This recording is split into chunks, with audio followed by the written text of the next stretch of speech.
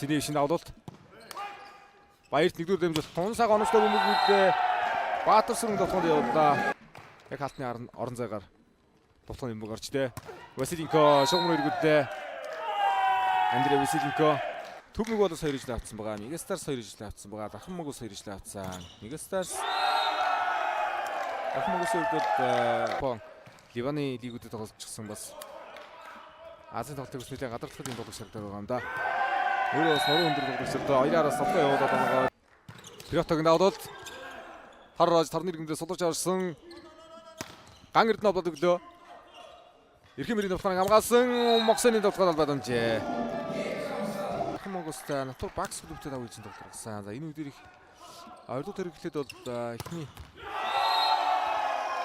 2 тоглолт оноо 3-3 анх хоёрын давлуулт. За анх хоёрын давлт чинь чөлөө төс том зааланд тун аятайхан давж явах чинь. Баяртын хамгаалт оромжтой болсон. Араас Василенко Сэрэнбаатарын хаалтнаагаар дагуулаад оруулсан. За Киселевийн давлуулт. Цэнэвш нөхөө гарт хаалтны гартад тоглолоо. Баатар сүрэнгийн давлуулт. Анх хоёр дээр холбож явах нутгаа явсан уу да. Бороод оруулаа сүргд тоглоно Василенко Фриотор доногсан. Луис Фриотор. Анх хоёрын давлуулт. Төмөг болоос ширэн шин зааландаа бас бэлтгэл хийсэн юм шиг л тоглож байна да. Давуултууд аюултай орж байна. Эрдэнд анх хоёрын давуултууд, Цэний шин давуултууд. Маш аюултай харагдаж байна. Гарын шууд явуулцаа. Луис Фриотор Монотод тоглож байгаа. Киселев 6 нотогоор хэрэгжүүлж байна. За өмнөх ихэнх хэрэгд тоглолтоор харьцуулж санаас нэлээд бага л байна да. Хоёроос тоглож.